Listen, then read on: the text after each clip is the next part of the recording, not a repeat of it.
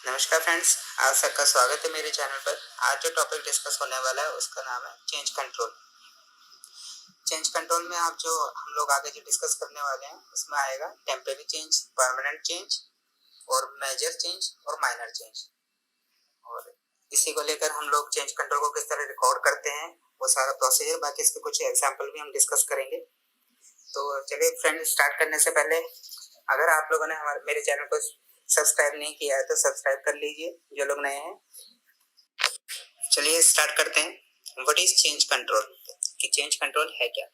In pharmaceutical industries change control has an important role when a change is being made in any process और procedure. यानी कि pharmaceutical industry में change control का क्या है, बहुत इम्पोर्टेंट रोल है, एक महत्वपूर्ण रोल है कि कोई भी चेंज अगर हमें करना होता है किसी भी प्रोसीजर में, और it is reported by the change control procedure and that is approved by the company authority. इस चेंज कंट्रोल को हम क्या करेंगे, एक डॉक्यूमेंट प्रोसीजर के थ्रू इसको रिपोर्ट करेंगे और फिर अप्रूव कराएंगे कंपनी की अथॉरिटी से। कंपनी अथॉरिटी का मतलब है जो ऑथराइज पर्सन होंगे कंपनी में, वो इसको ऑथराइज करेंगे। इसको और बेहतर जान लेते हैं। A process which ensures that changes to procedures, material, methods, equipments and software are properly documented, approved, validated and traceable। यानी कि जो भी प्रोसेस है वो इंश्योर करेगा, जो चेंज कर रहे हैं हम किसी भी प्रोसीजर में, मटेरियल में, मेथड में या इक्विपमेंट में या किसी सॉफ्टवेयर में, वो क्या प्रॉपर्ली डॉक्यूमेंटेड होना चाहिए, अप्रूव्ड होना चाहिए, वैलिडेटेड होना चाहिए और ट्रेसेबल हो। A formal system by which qualified representative of appropriate disciplines review proposed। यानी कि जो फॉर्मल सिस्टम है ये, यानी चेंज कंट्रोल का, इसका जो क्वालिफाइड रिप्रेजेंटेटिव होंगे, अप्रोप्रिएट डिसिप्लिन मतलब कि अदर डिपार्टमेंट्स के जहाँ पर इसके चेंज को प्रपोज किया गया है, वो लोग इसको किस तरह से देखते हैं। Actual changes that might affect, यानी कि जो चेंजेस होने वाले हैं वो किस तरह से अफेक्ट करेंगे वैलिडेटेड स्टेटस को ऑफ फैसिलिटी, सिस्टम, इक्विपमेंट और process. Change control is to be control the changes made in the pharmaceutical industry. Change control की अब जरूरत क्या है, चेंज कंट्रोल का जरूरी ये इसलिए है क्योंकि जो फार्मास्यूटिकल इंडस्ट्री है या कोई भी इंडस्ट्री है उसमें क्या है, चेंजेस होते हैं। उस चेंजेस को कंट्रोल करने के लिए कि वो चेंजेस बार बार ना हो, अपनी मन मर्जी से ना हो, उसको एक डॉक्यूमेंटेड रखने के लिए एक चेंज कंट्रोल की जरूरत पड़ती है। चेंजेस में भी टेम्परेरी और परमानेंट चेंजेस जो भी होते हैं, टेम्परेरी और परमानेंट कैसे भी हो सकते हैं। तो परमानेंट को चेंज जो रहेगा, permanent change is the process by which changes are proposed, evaluate to be safe, approved, scheduled, implemented and documented which never be reversed. यानी कि जो परमानेंट चेंज होगा वो क्या है, प्रोसेस के थ्रू रहेगा।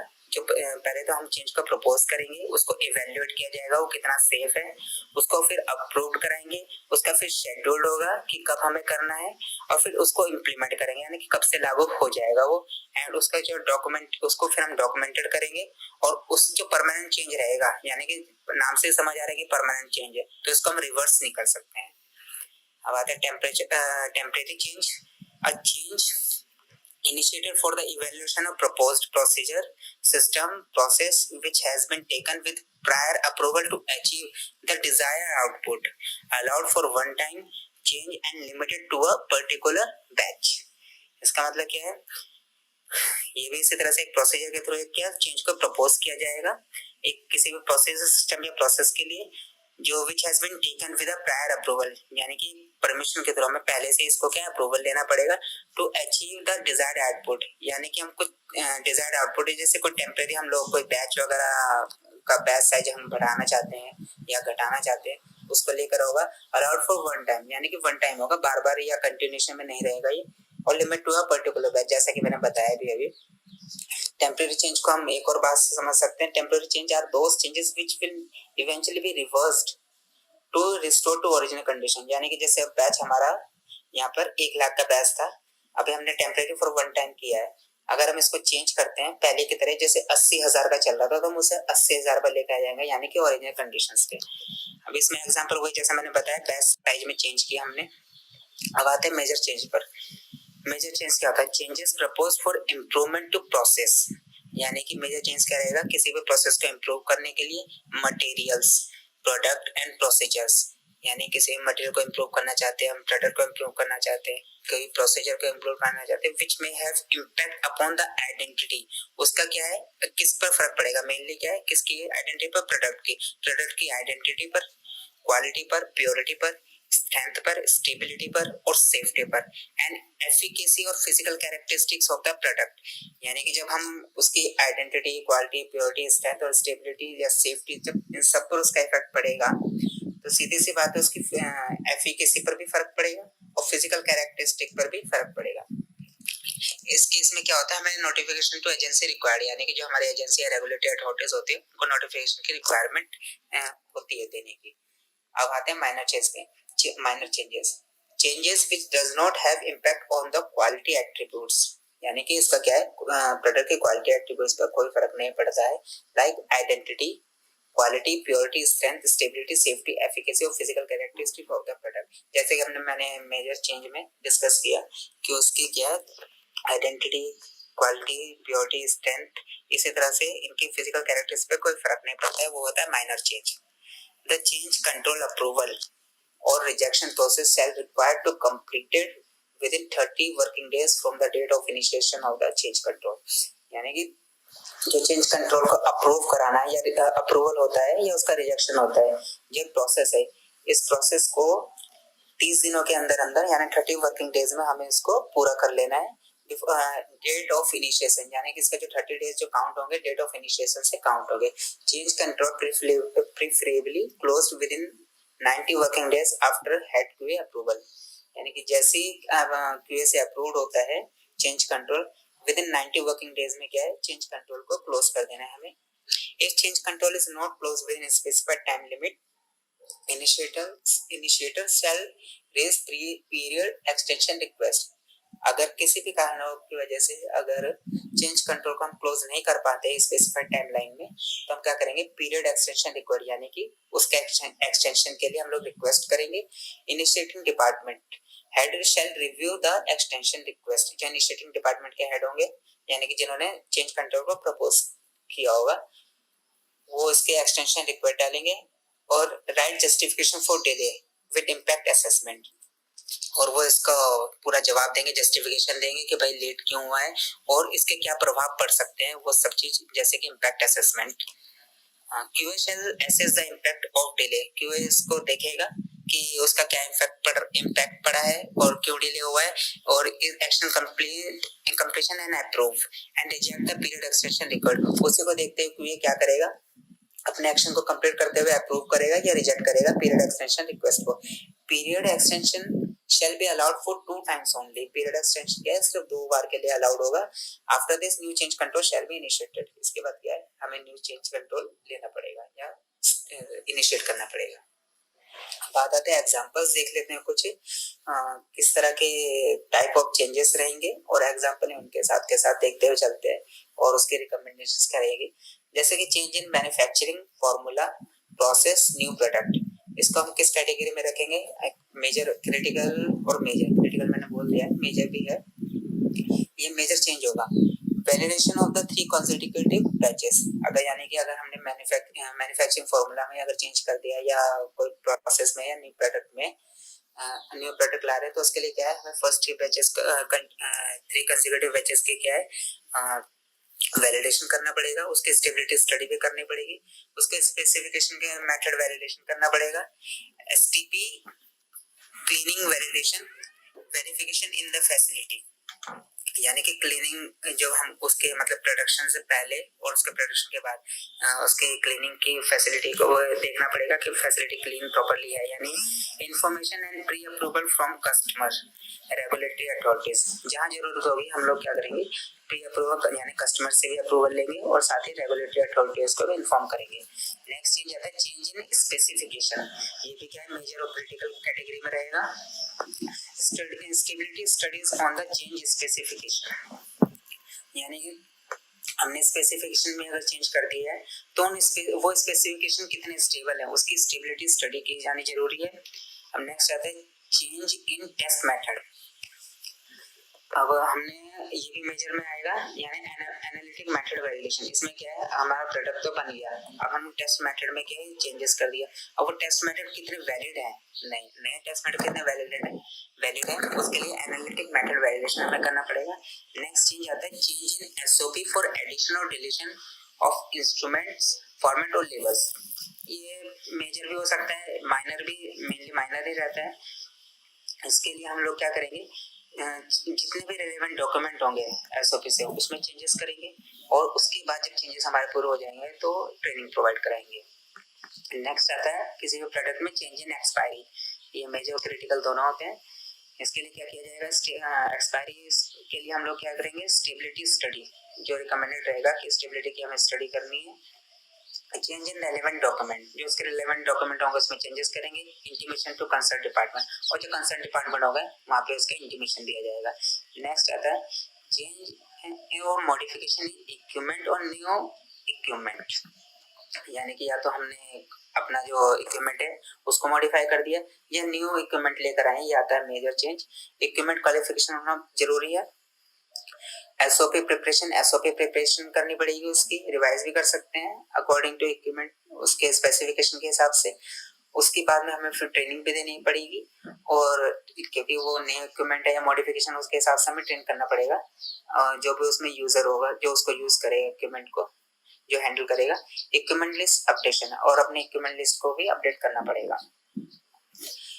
नेक्स्ट आता है मॉडिफिकेशन और अपग्रेडेशन इन फैसिलिटी। अगर हमने मॉडिफिकेशन किया या कोई अपग्रेड किया फैसिलिटी को, उसके लिए हमें क्या करना है, जो रिकमेंडेशन रहेंगी।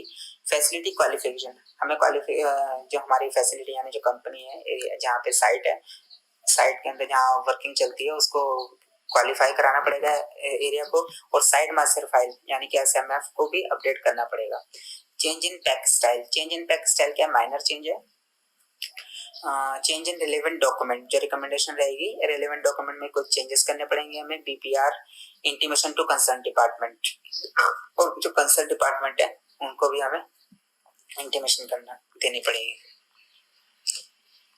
यहाँ देख लेते flow chart of the movement of change control, यानी कि जो चेंज कंट्रोल है वो किस तरह से हम लोग उसको इनिशिएशन से क्लोज कराएंगे। फर्स्ट आता है इसमें initiation of change and request for the change control form, ये आएगा इनिशिएटिंग डिपार्टमेंट के थ्रू। नेक्स्ट इसमें जब इनिशिएटिंग डिपार्टमेंट के थ्रू जब आएगा, issuance of change control record form and number, यानी कि जो क्वालिटी एश्योरेंस के बाद जब रिक्वेस्ट आएगी किसी भी चेंज कंट्रोल के लिए, तो क्या करेगा, एक चेंज कंट्रोल फॉर्म देगा, एक यूनिक नंबर भी उसमें देगा, और उसकी क्वालिटी एश्योरेंस क्या है एंट्री करेगा अपनी लॉग बुक में।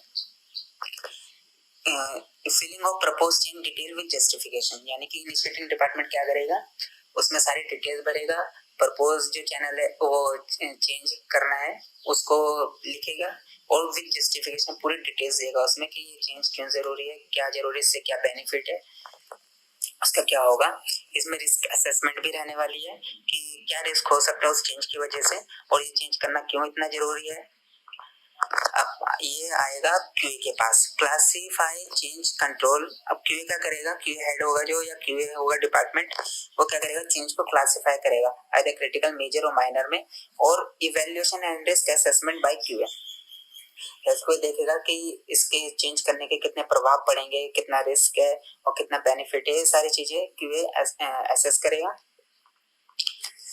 Then forward to concern department for comments, initiator और क्वालिटी एश्योरेंस दोनों इसको क्या है फॉरवर्ड करेंगे कंसर्न डिपार्टमेंट, यहाँ जहाँ जहाँ इसका प्रभाव पड़ने वाला है वो सारे लोगों के कमेंट्स लेंगे एक तरीके से। फिर नेक्स्ट आता है रिव्यू एंड डिस्कशन, उसके बाद आएगा रिव्यू एंड डिस्कशन, यानी कि जब सबके कमेंट्स हो जाएंगे, चेंज मतलब प्रपोज तो किया हुआ है उसको देखेंगे किस तरह का चेंज है, इम्पैक्ट असेसमेंट, उसका रिस्क वगैरह सब चीज देख लिया है। उसके बाद क्या कंसर्न डिपार्टमेंट जो भी उसमें इन्वॉल्व होंगे वो सब क्या करेंगे, उसको रिव्यू करेंगे और डिस्कस करेंगे। उसके बाद इसमें डिसीजन आएगा अप्रूव करने का और रिजेक्ट करने का, यानी कि चेंज करें या ना करें। ये डिसीजन होगा क्यूए हेड का सबके डिस्कशन के बाद। QA to update in log book, QA क्या करेगा, ये इसको चेंज को अगर अप्रूव्ड होता है या रिजेक्ट होता है, अप्रूवल और रिजेक्शन जो भी उनका लॉग बुक होगा उसमें वो इसको अपडेट करेंगे। Then intimation to originating department for implementation, अगर अप्रूव्ड होता है तो वो इंटीमेट करेंगे इनिशिएटिंग डिपार्टमेंट को कि इस चेंज को वो इम्प्लीमेंट करें। फिर post implementation verification for implementation and close the change control. Implementation के बाद इसका पूरी वेरिफिकेशन होगा, देखेंगे किस तरह का चेंज है, कैसा नहीं है, सारी चीजें देखी जाएंगी। उसके बाद जब ये अगर सक्सेसफुल रहता है उसको क्या करेंगे, क्लोज द चेंज कंट्रोल। फिर चेंज कंट्रोल को क्या, इनिशिएटिंग डिपार्टमेंट और क्यूए दोनों मिलकर इसको क्लोज कर देंगे। Major change control with examples. Pharmaceutical industry में जो भी चेंजेस किए जाते हैं उनके एक डॉक्यूमेंट प्रोसीजर के थ्रू रिकॉर्ड किया जाता है और उस डॉक्यूमेंट प्रोसीजर को बोलते हैं चेंज कंट्रोल। यानी कि जो भी चेंजेस होंगे वो एक चेंज कंट्रोल डॉक्यूमेंट प्रोसीजर के थ्रू होंगे। तो सबसे पहले चेंज कंट्रोल को ब्रीफली जान लेते हैं, फिर हम मेजर चेंज कंट्रोल के एग्जांपल्स को डिस्कस करेंगे। तो चलिए फ्रेंड्स स्टार्ट करते हैं। In pharmaceutical every change is reported by change control process. क्या है, जितने भी जो भी चेंज होता है वो एक डॉक्यूमेंट प्रोसीजर के थ्रू, चेंज कंट्रोल प्रोसेस के थ्रू रिपोर्ट किया जाता है। When a change is being made in any process or procedure, it is reported by change control procedure and that is approved by the company authority। जब कोई भी change किसी भी procedure या प्रोसेस में किया जाता है और वो चेंज कंट्रोल प्रोसीजर के थ्रू रिपोर्ट होता है और कंपनी अथॉरिटी द्वारा अप्रूव्ड होता है। Change control is used to control the changes made in the pharmaceutical industry. Change control इसलिए यूज होता है क्योंकि जो भी फार्मास्यूटिकल इंडस्ट्री में चेंजेस होते हैं उनको कंट्रोल किया जाए कि अननेसेसरी चेंजेस ना हो। जितने भी चेंजेस हो वो सब लिमिट्स में रहें। तो चलिए फ्रेंड्स अब बात कर लेते हैं मेजर चेंज कंट्रोल की। Changes proposed for improvements to process materials products and procedure which may have impact upon the identity quality purity strength stability safety and efficacy और physical characteristics of the product. यानी कि जो भी changes propose किए जाते हैं process के improvement के लिए, मटेरियल के इम्प्रूवमेंट के लिए, प्रोडक्ट इम्प्रूवमेंट या प्रोसीजर इम्प्रूवमेंट के लिए, और जिसका कि इफेक्ट पड़ता है, डायरेक्टली इम्पैक्ट पड़ता है प्रोडक्ट की आइडेंटिटी पर, क्वालिटी पर, purity strength stability safety efficacy और फिजिकल कैरेक्टरिस्टिक्स पर, उसको हम क्या बोलेंगे, मेजर चेंज। और उस चेंज को रिकॉर्ड करने के लिए जो डॉक्यूमेंट प्रोसीजर होगा वो होगा मेजर चेंज कंट्रोल प्रोसीजर। अब मेजर चेंज कंट्रोल के मेजर चेंजेस के एग्जांपल देख लेते हैं। चेंज इन सिस्टम। अगर हम कोई अपने सिस्टम में चेंज करते हैं तो उसके लिए जो रिकमेंडेड एक्शंस रहेंगे वो रहेंगे ट्रेनिंग। हमें ट्रेनिंग करानी होगी जो भी उस चेंज से रिलेटेड होंगे। चेंज इन रेलेवेंट डॉक्यूमेंट्स में हमें चेंज करना होगा और साथ ही जहाँ पर रिक्वायर्ड है वैलिडेशन के वहाँ पे हमें वैलिडेशन भी करना होगा। नेक्स्ट है change in manufacturing formula, change in manufacturing process और न्यू प्रोडक्ट। यानी कि अगर हमने कोई न्यू प्रोडक्ट इंट्रोड्यूस किया है, अगर हम change in manufacturing formula process new product करते हैं तो उसके लिए हमें क्या करना होगा, वैलिडेशन ऑफ 3 कंसेक्यूटिव बैचेस। यानी कि जो फर्स्ट 3 बैचेस होंगे उनका हमें वैलिडेशन करना होगा, process validation with stability studies, method validation, specification, STP, cleaning validation, verification in facility. मतलब कि प्रोडक्ट के कंसर्न में हमने अगर कोई चेंज किया है तो हमें मेथड वैलिडेशन, स्पेसिफिकेशन और एसटीपी भी अपने अपडेट करने पड़ेंगे और वैलिडेट करने पड़ेंगे और क्लीनिंग वैलिडेशन को एक बार फिर से वेरीफाई करना पड़ेगा। नेक्स्ट एग्जांपल है चेंज इन एक्सपायरी। अगर हम एक्सपायरी में कोई चेंज करते हैं तो सिंपल सा है कि हमने स्टेबिलिटी को लेकर कुछ ना कुछ चेंजेस किया है, तो सबसे पहले हमें क्या करना पड़ेगा, स्टेबिलिटी की स्टडीज करनी पड़ेगी। चेंज इन रेलेवेंट डॉक्यूमेंट में चेंज करना पड़ेगा, इंटीमेट करना पड़ेगा कंसर्न डिपार्टमेंट्स को और रजिस्ट्रेशन डोजियर को भी अपडेट करना पड़ेगा। नेक्स्ट एग्जांपल है change in specification and test method. अगर हमने कोई भी चेंज किया अगर स्पेसिफिकेशन में या टेस्ट मेथड में तो हमें जो रिकमेंडेड एक्शंस लेने होंगे। अगर हम स्पेसिफिकेशन में चेंज कर देते हैं तो उसके लिए हमें क्या स्टेबिलिटी स्टडीज करनी पड़ेगी जो कि चेंज स्पेसिफिकेशन हुआ उसके बिहाफ पर, और अपडेट करना पड़ेगा अपने सैप में भी रिकॉर्ड को, और रजिस्ट्रेशन डोजियर को भी हम अपडेट करेंगे। टेस्ट मेथड की अगर बात करें, अगर उसमें चेंज किया है तो एनालिटिक मेथड वैलिडेशन, ये बहुत इंपॉर्टेंट है और उसको हमने वैलिडेट करना होगा और रजिस्ट्रेशन डोजियर को भी अपडेट करेंगे। अब बात करते हैं change in SOP for addition और डिलीशन। यहाँ पे हमने कोई एसओपी हटा दी है या एसओपी कोई ऐड कर दी है तो उस केस में हमें क्या करना होगा। अगर एसओपी ही चेंज करी हो, जो सीधी सी बात है कि फार्मास्यूटिकल इंडस्ट्रीज में जो भी वर्क होता है अकॉर्डिंग टू एसओपी होता है, तो हमें बेसिकली एसओपी ट्रेनिंग देनी होगी और रेलेवेंट डॉक्यूमेंट जो भी होंगे उनमें सब चेंजेस करने पड़ेंगे। नेक्स्ट है चेंज इन इक्विपमेंट और मॉडिफिकेशन इन क्रिटिकल इक्विपमेंट, या तो हमने कोई अपना इक्विपमेंट चेंज कर दिया या अपने क्रिटिकल इक्विपमेंट में कोई मॉडिफिकेशन कर दिया, तो उसके लिए हमें जो रिकमेंडेड एक्शन होंगे वो होगा इक्विपमेंट क्वालिफिकेशन। सबसे पहले हमें क्या है, इक्विपमेंट हमारा क्वालिफाई होना चाहिए, उसका हम इक्विपमेंट क्वालिफिकेशन करेंगे। एसओपी प्रिपेयर होनी चाहिए कि हमें उसको किस तरह से प्रोसीजर को स्टैंडर्डाइज कराना है।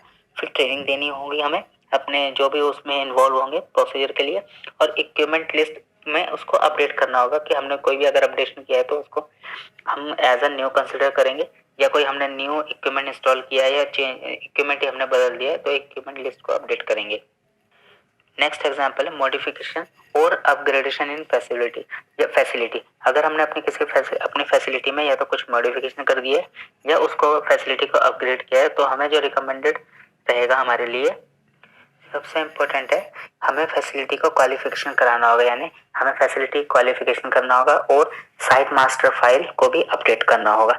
नेक्स्ट एग्जांपल है चेंज इन की रॉ मटेरियल सोर्स और सप्लायर। अगर हमने रॉ मटेरियल के अपने किसी सोर्स को अगर चेंज कर दिया, सप्लायर को चेंज कर दिया, तो हमें क्या करना होगा, हमें अपनी एसओपी के अकॉर्डिंग वेंडर को अप्रूव करना होगा, जो कि वेंडर अप्रूवल का जो भी प्रोसीजर रहता है उसके अकॉर्डिंग। नेक्स्ट है change in primary packing material. अगर हम प्राइमरी पैकिंग मटेरियल को अगर हम चेंज करते हैं तो सबसे पहले जो हमारी रिकमेंडेशन है स्टेबिलिटी स्टडी की, हमें प्रोडक्ट की स्टेबिलिटी स्टडी करनी होगी कि अब उस पैकिंग के अंदर हमारा प्रोडक्ट कितना स्टेबल रहता है। रेलेवेंट डॉक्यूमेंट्स में चेंज करना होगा, जैसे कि बीपीआर में, बैच पैकिंग रिकॉर्ड में, और स्पेसिफिकेशन को भी हमें अपडेट करना होगा। नेक्स्ट एग्जांपल है change in printed text on label. अगर हमने प्रिंटेड टेक्स्ट ऑन लेबल्स पर जो प्रिंटेड टेक्स्ट है उसमें कोई चेंज किया है तो हमें रेलेवेंट डॉक्यूमेंट्स में चेंज करना होगा, जैसे कि बीपीआर में, बैच पैकिंग रिकॉर्ड में, और कंसर्न डिपार्टमेंट्स को इंटीमेट करना होगा। नेक्स्ट चेंज है चेंज इन मैन्युफैक्चरिंग लोकेशन और साइट। अगर हम लोकेशन या साइट में ही अगर कोई मैन्युफैक्चरिंग साइट और लोकेशन में अगर कोई चेंज कर देते हैं तो हमें क्या करना होगा, वैलिडेशन करना होगा अपने 3 कंसेक्यूटिव बैचेस का, फर्स्ट 3 बैचेस का, और साथ ही साथ एक्सेलरेटेड और लॉन्ग टर्म स्टेबिलिटी स्टडी भी करनी होगी। डिपेंड करता है कि हमने किस तरह का चेंज किया, तो स्टेबिलिटी स्टडी हमें कौन सी करनी है, एक्सेलरेटेड, लॉन्ग टर्म या दोनों ही करनी है, वो डिपेंड करेगा हमारे चेंज पर। अब नेक्स्ट एग्जांपल आता है change in control system, that is computers और डेटा कलेक्शन। यानी कि जो हमारे सिस्टम को जो कंट्रोल करता है, कंप्यूटर या डेटा कलेक्शन, उसमें अगर हम कोई चेंज कर देते हैं तो फिर हमें क्या करना होगा। इसके लिए सिंपल सा है कि हमें अपने कंट्रोल सिस्टम का, न्यू कंट्रोल सिस्टम का वैलिडेशन करना होगा प्रॉपरली। हमें देखना होगा कि जो हमारा कंट्रोल सिस्टम है पहले की तरह ही और एक रिलायबल कंट्रोल सिस्टम रहे, तो हमें उसके लिए वैलिडेशन करना होगा। तो फ्रेंड्स, ये तो कुछ एग्जांपल्स जो कि मेजर चेंजेस के थे, और जो कि फार्मास्यूटिकल इंडस्ट्री में जो भी हम चेंजेस करते हैं, मेजर चेंजेस करते हैं, और उसको हम एक चेंज कंट्रोल प्रोसीजर के थ्रू डॉक्यूमेंट कर रहे हैं। Critical change control with example, यानी कि फार्मास्यूटिकल इंडस्ट्री में जो हम चेंज कंट्रोल लेते हैं उसमें एक कैटेगराइज है क्रिटिकल चेंज कंट्रोल। जो क्रिटिकल चेंज होता है आज मैं उसी की बात करने वाला हूँ। तो चलिए फ्रेंड्स स्टार्ट करते हैं। सबसे पहले देख लेते हैं what is change control. Any plan permanent or temporary departure or modification or addition or deletion from an approved or qualified process, policy, document, system, material, matter, equipment, etc. is called as change, and the document which is required to capture all the activity is called change control. Any planned permanent or planned temporary, यानी कि planned permanent और planned temporary departure और modification और addition और deletion किसी भी हमारे approved और क्वालिफाइड प्रोसेस में, किसी भी पॉलिसी में, डॉक्यूमेंट में, सिस्टम में, मटेरियल में, मेथड में, या फिर इक्विपमेंट में, एटसेट्रा, इन सब में कोई भी प्लान्ड परमानेंट या planned temporary departure, modification, addition और डिलीशन करते हैं तो उसको हम क्या बोलेंगे, change. And the document which is required, और इसको जो भी चेंजेस होंगे इनको कैप्चर करने के लिए, इनको रिकॉर्ड करने के लिए, हमारी जो भी एक्टिविटीज रहेंगी चेंज प्रोसेस के दौरान, उनको करने के लिए जो एक डॉक्यूमेंट होता है उसको हम क्या बोलते हैं, change control. Change control document इसलिए भी जरूरी है क्योंकि अब ऐसे तो हम अपनी मर्जी से कितने भी चेंजेस कर सकते हैं, तो ये क्या है, एक डॉक्यूमेंट प्रोसीजर है।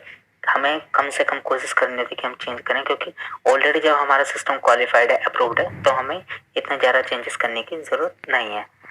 Change control can be permanent और टेम्परेरी। तो चेंज कंट्रोल क्या है, परमानेंट और टेम्परेरी कैसा भी हो सकता है। Change control can be raised before initiating any change, either permanent और टेम्परेरी। चेंज कंट्रोल रेज मतलब चेंज कंट्रोल रिक्वेस्ट को रेज किया जा सकता है इनिशिएटिंग डिपार्टमेंट के थ्रू, आइदर चाहे वो परमानेंट चेंज हो या टेम्परेरी चेंज हो, लेकिन चेंज करने से पहले हमें क्या चेंज कंट्रोल रिक्वेस्ट रेज करनी पड़ेगी। Change control can be close with in 90 days after approval and if required extension shall be taken. Change control को हमें विद इन 90 days में क्लोज कर देना है आफ्टर अप्रूवल। इफ रिक्वायर्ड अगर हमें जरूरत है एक्सटेंशन की तो हम एक्सटेंशन भी ले सकते हैं। The initiator who want to change in approved procedure और document has to raise change control. जो भी इनिशिएटर होगा जो कि चेंज चाहते हैं तो वो क्या है किसी भी अप्रूव्ड प्रोसीजर और डॉक्यूमेंट के थ्रू उसको क्या है चेंज कंट्रोल का रिक्वेस्ट रेज कर सकते हैं। अब बात करते हैं क्रिटिकल चेंज की, जो कि आज का हमारा टॉपिक भी है और उसको हम एग्जांपल्स के थ्रू और जो उसमें रिकमेंडेशंस है उसको समझेंगे। What is critical changes? Changes proposed for material, product and procedures which may have direct and critical impact upon the identity, quality, purity, strength, stability, safety and efficacy of physical characteristic of the product। यानी कि जो भी हमारा change हम propose कर रहे हैं किसी भी मटेरियल के लिए, प्रोडक्ट के लिए या प्रोसीजर के लिए, जिसका कि डायरेक्ट और क्रिटिकल इम्पैक्ट होगा हमारे प्रोडक्ट की आइडेंटिटी पर, क्वालिटी पर, प्योरिटी पर, स्ट्रेंथ पर, स्टेबिलिटी पर, सेफ्टी पर और एफिकेसी और फिजिकल कैरेक्टरिस्टिक पर, तो उसको क्या हम क्रिटिकल चेंज कंसिडर करेंगे। अब क्रिटिकल चेंज का हम एग्जांपल देख लेते हैं। एग्जांपल में है चेंज इन मैन्युफैक्चरिंग फार्मूला, यानी कि हमने मैन्युफैक्चरिंग फार्मूला ही अगर चेंज कर दिया, प्रोसेस, चेंज इन प्रोसेस और न्यू प्रोडक्ट अगर हम इंट्रोड्यूस करते हैं तो वो भी क्या है हमारे वेल एस्टेब्लिश सिस्टम में एक न्यू प्रोडक्ट इंट्रोड्यूस हो गया है तो वो भी क्या एक चेंज आया है। तो इसमें जो रिकमेंडेशंस रहेंगी हम वो भी देखते हैं कि चेंज हमें लेना किस तरह से है। अगर हम जो भी चेंजेस हुए हैं तो उसके लिए हमें करना क्या है, किस तरह से हमें सेफ्टी मेजर्स लेने पड़ेंगे, क्या एनालिसिस करनी पड़ेगी, ये सब चीज़ हम एक बार देख लेते हैं। अगर हम किसी भी मैन्युफैक्चरिंग फार्मूला में, प्रोसेस में या न्यू प्रोडक्ट इंट्रोड्यूस करते हैं तो हमें क्या करना चाहिए। रिकमेंडेशन में जो रहने वाला है वो है हमें जो भी फर्स्ट 3 बैचेस होंगे उनको हमें क्या वैलिडेशन करना पड़ेगा, यानी फर्स्ट 3 कंसेक्यूटिव बैचेस का हमें वैलिडेशन करना है विद उनकी स्टेबिलिटी स्टडीज। स्टेबिलिटी स्टडी भी करनी होगी क्योंकि हमने बैचेस तो बना दी लेकिन उनकी एक्सपायरी भी जो हम देते हैं वो भी करना होगा। मेथड वैलिडेशन, किस मेथड से बना रहे हैं, मेथड वैलिडेशन रिक्वायरमेंट है। और स्पेसिफिकेशन की, उसका स्पेसिफिकेशन क्या है तो उसका भी हमें वैलिडेशन करना होगा और स्पेसिफिकेशन को देखना होगा। उसी के हिसाब से हम बनाएंगे एसटीपी, यानी कि प्रोडक्ट का स्टैंडर्ड टेस्ट प्रोसीजर की जो स्पेसिफिकेशन है और उसके लिए जो स्टैंडर्ड टेस्ट प्रोसीजर है और टेस्टिंग के बाद क्या वो स्पेसिफिकेशन क्वालिफाई करेगा हमारा प्रोडक्ट या नहीं कर पाएगा।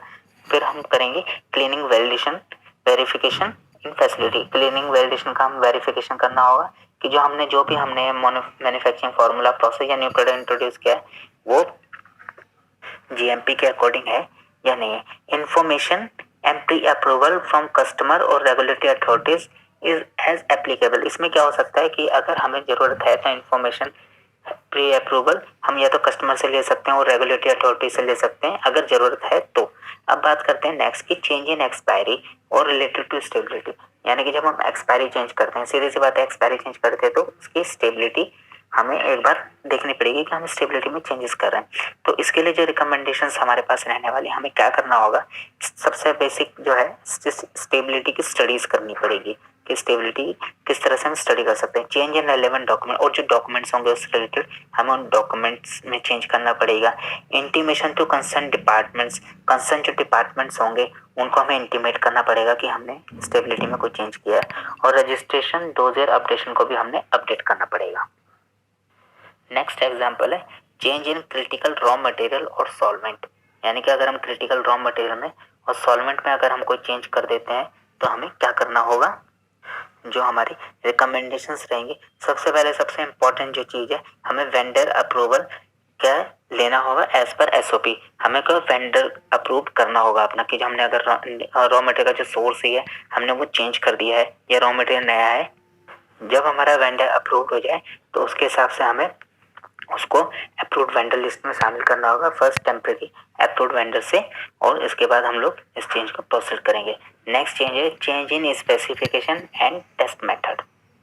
अगर हम अपने प्रोडक्ट के किसी भी स्पेसिफिकेशन में कोई चेंज करते हैं तो उसके लिए हमें क्या करना होगा, स्टेबिलिटी स्टडीज करनी पड़ेगी क्योंकि स्पेसिफिकेशन हमारा क्या है, अगर हमने वही चेंज कर दिया तो मेन चीज़ हमारा प्रोडक्ट कितना स्टेबल है तो उसके लिए स्टेबिलिटी स्टडी पड़ेंगे ऑन द चेंज स्पेसिफिकेशन, यानी चेंज स्पेसिफिकेशन के हिसाब से हमें स्टेबिलिटी की स्टडी करनी पड़ेगी, अपना सैप में भी अपडेशन करना पड़ेगा और रजिस्ट्रेशन डोजियर को भी अपडेट करना पड़ेगा।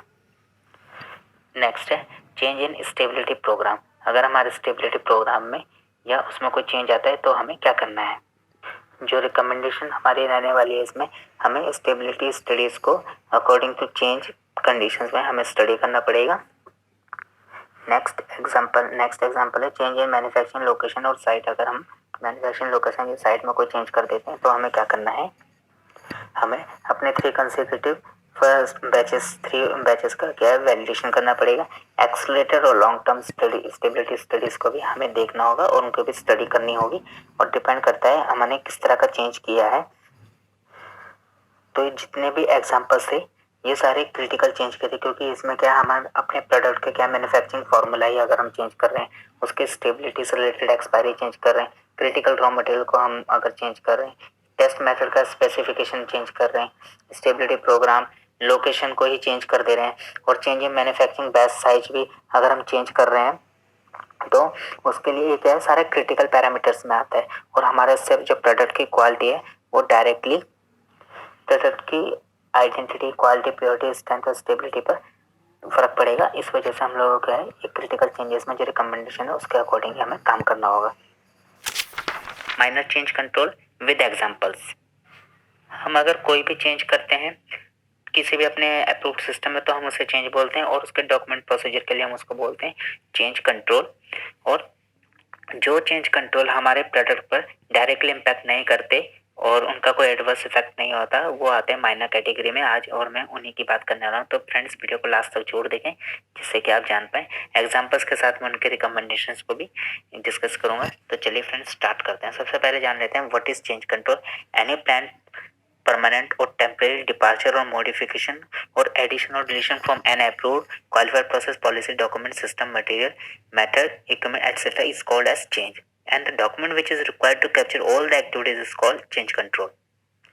अगर हम कोई भी प्लान परमानेंट और प्लान टेम्परेरी डिपार्चर और मॉडिफिकेशन करते हैं, एडिशन और डिलीशन करते हैं अपने किसी भी अप्रूव्ड क्वालिफाइड प्रोसेस में, किसी भी पॉलिसी में, डॉक्यूमेंट में, सिस्टम में, मटेरियल में, मेथड में और इक्विपमेंट में, तो उसे हम क्या बोलते हैं चेंज। और इस चेंजेस को, इसकी जो एक्टिविटीज हैं उनको कैप्चर करने के लिए जो हमें डॉक्यूमेंट रिक्वायर्ड होता है और उस डॉक्यूमेंट को हम बोलते हैं चेंज कंट्रोल।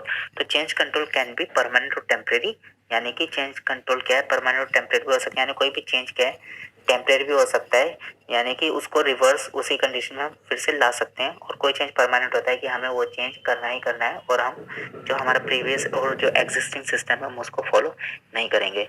और change control is of 3 types, critical, major और माइनर, यानी कि चेंज कंट्रोल के जो कैटेगरीज होते हैं 3 टाइप के होते हैं, क्रिटिकल, मेजर और minor according to safety, product safety. Change control can be raised before initiating any change either permanent और टेम्परेरी। चेंज कंट्रोल को इनिशिएटिंग डिपार्टमेंट जो होगा वो रेज करेंगे, आइदर वो परमानेंट चेंज है और या टेम्परेरी चेंज है। Change control can be close with in 90 days after approval and if required extension shall be taken. Change control को आफ्टर अप्रूवल हमें विद इन 90 days में क्लोज करना होता है। अगर हमें जरूरत है एक्सटेंशन की तो हम एक्सटेंशन ले सकते हैं। The initiator who want to change in approved procedure और document has to raise change control. जो इनिशिएटर है और जो चाहते हैं कि चेंज हो किसी भी हमारे अप्रूव्ड प्रोसीजर में और डॉक्यूमेंट में, वो चेंज कंट्रोल को रेज कर सकते हैं। अब बात करते हैं what is minor change control. Changes which does not have impact on the quality attributes like identity, quality, purity, strength, stability, safety, efficacy और physical characteristic of the product। यानी कि कोई भी किसी भी तरह का चेंज जो कि हमारे प्रोडक्ट पर डायरेक्टली इम्पैक्ट नहीं करता, हमारे प्रोडक्ट की क्वालिटी एट्रीब्यूट्स पर, जिस तरह की आइडेंटिटी पर प्रोडक्ट की आइडेंटिटी चेंज ना हो जिससे कोई उस पर फर्क नहीं पड़ता, क्वालिटी, प्योरिटी, स्ट्रेंथ और स्टेबिलिटी, सेफ्टी, एफिकेसी और उनके फिजिकल कैरेक्टरिस्टिक्स पे, उसको हम क्या बोलेंगे माइनर चेंज। और उसको जो डॉक्यूमेंट करने के लिए जो वो डॉक्यूमेंट रहेगा उसको हम क्या बोलेंगे चेंज कंट्रोल। अब हम एग्जांपल्स देख लेते हैं माइनर चेंज कंट्रोल के। Change in SOP for addition और डिलीशन, यानी कि कोई भी एसओपी में अगर चेंज कर देते हैं हम तो एक तरीके से डॉक्यूमेंट से रिलेटेड ये चेंज है, और अगर इसमें कोई भी चेंज करते हैं तो वो क्या है माइनर चेंज होगा। इसके लिए जो हमारी रिकमेंडेशन रहेगी वो रहेगी हमें कि जो भी हमने एसओपी चेंज करी उसकी एसओपी हम ट्रेनिंग करा दें और उससे रिलेवेंट जो भी डॉक्यूमेंट्स होगा उसमें भी हम उसी तरह से चेंजेस कर दें कि जिससे कि हमारा कोई भी गैप ना रहे। नेक्स्ट एग्जांपल है change in secondary packing material, मैं यहाँ बात कर रहा हूँ सेकेंडरी यानी कि प्राइमरी के बाद जो नेक्स्ट होता है, अगर हम उसमें कोई चेंज कर देते हैं पैकिंग मटेरियल में, change in packing style next example है, अगर हम उसमें कोई पैकिंग स्टाइल में चेंज करते हैं। और नेक्स्ट से एग्जांपल है चेंज इन पैकिंग बैच साइज, यानी कि पैकिंग बैच साइज में भी अगर हम कोई चेंज करते हैं तो ये तीनों क्या पैकिंग से रिलेटेड क्या माइनर चेंजेस हैं। सेकेंडरी पैकिंग मटेरियल की मैंने यहाँ बात की है। इन माइनर चेंज के लिए हमें जो रिकमेंडेशन रहेगी वो ये रहेगी, हमें जो भी रिलेवेंट डॉक्यूमेंट है चेंज इन रिलेवेंट डॉक्यूमेंट्स में हमें चेंज करना है। बीपीआर जैसे कि बैच पैकिंग रिकॉर्ड है, उसमें जो चेंजेस होंगे वो हमें जरूरी चेंज करने होंगे, वो हमें कर देने चाहिए। इंटीमेशन टू कंसर्न डिपार्टमेंट, और उन चेंजेस के लिए हमें कंसर्न जो भी डिपार्टमेंट होगा उनको इंटीमेट भी करना जरूरी होगा। नेक्स्ट चेंज एग्जांपल है इसमें formats and internal labels and, और नेक्स्ट है डिलीशन ऑफ अ प्रोडक्ट। अगर हमने कोई अपना फॉर्मेट्स या इंटरनल लेबल्स को अगर हमने चेंज किया तो उसके लिए भी हमें क्या करना होगा, रिकमेंडेशन में हमें ट्रेनिंग देना होगा, और चेंज इन जो उससे रिलेटेड जो रिलेवेंट जो भी डॉक्यूमेंट्स हो गए उनमें चेंजेस करना होगा। डिलीशन ऑफ अ प्रोडक्ट भी क्या है, एक माइनर चेंज का एग्जांपल है, जिसपे कि हमारे किसी भी तरह के कोई भी प्रोडक्ट पर कोई भी एडवर्स इफेक्ट उसके क्वालिटी एट्रीब्यूट्स में नहीं पड़ने वाला है। तो फ्रेंड्स, मुझे उम्मीद है आपको ये वीडियो नॉलेजेबल लगा होगा और आपको अच्छा लगा होगा। वीडियो को लाइक शेयर और कमेंट करें, और प्लीज़ अगर आपने मेरे चैनल को अभी तक सब्सक्राइब नहीं किया है तो चैनल को सब्सक्राइब करें। तो आज के वीडियो में बस इतना ही, धन्यवाद।